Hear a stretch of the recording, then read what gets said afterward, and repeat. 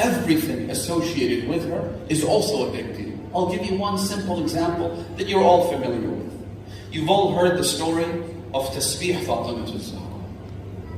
These tasbeehat, 34 times Allahu Akbar, 33 times Alhamdulillah, 33 times, say it with me, Subhanallah.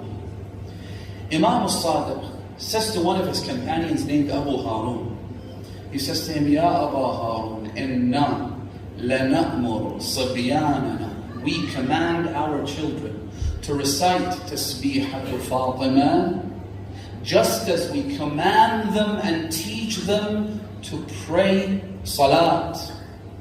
Salat, which is the pillar of religion. Salat, which is an obligatory act. Salat, which is the very backbone of our acts of worship. Clearly, Tasbeehat Zahra is not at the same level as Salat, because it's not wajib, and yet this highlights the importance of the tasbih.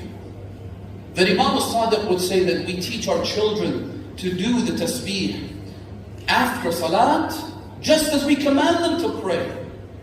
What does that tell you about this tasbih? What does it tell you about this tasbih when the Imam says to another of his companions, he says, make sure you hold on to Tasbeeh Fatima. Meaning that you recite it constantly, often, after each prayer. By the way, it's recommended to do it after prayers, each one. And it's highly recommended to also recite Tasbeeh Fatima Zahra. When is the other occasion? Before you go to sleep. So when you go to bed, it's recommended to read it. I've seen a hadith that it's recommended to read it at times of affliction.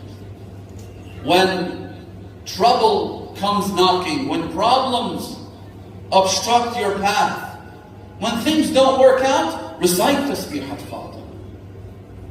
Hold on to this incredible remembrance of Allah subhanahu wa ta'ala. So the Imam says to his companion, hold on to this tasbih and recite it often, for if you do that, ما التزمها أو لزمها أحد وشقي. Nobody holds on to this tasbih and becomes miserable, becomes wicked. Inshallah, unless they do something else that cancels it out, but they will not become wicked. They will not be destroyed. They will not end up in the fires of hell if you constantly do this. Now, what's so special about 34 times takbir, 33 times alhamdulillah, tahmeed, and 33 times tasbih? There are so many other invocations and supplications, devotional texts and du'as and so forth, right? What's so special about this? The fact that it's attributed to who? To Fatima. This makes it extra special, to the extent that in one hadith, and we could go on and on just about Tasbeeh Fatima Zahra, but this is just to give you a sense of what I'm trying to convey here. That everything associated, attributed to, linked to Fatima Zahra is treated differently by Allah subhanahu wa ta'ala.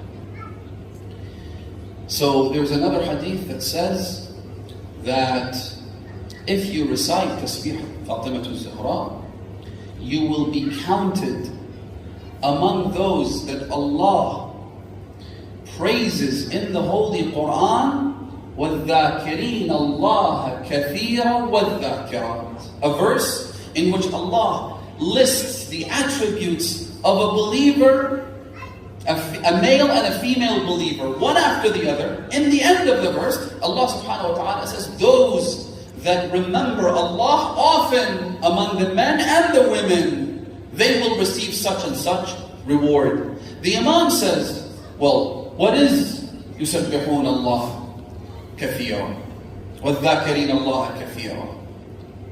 What does it mean when Allah says those who remember Allah often? How often? How do you define this word?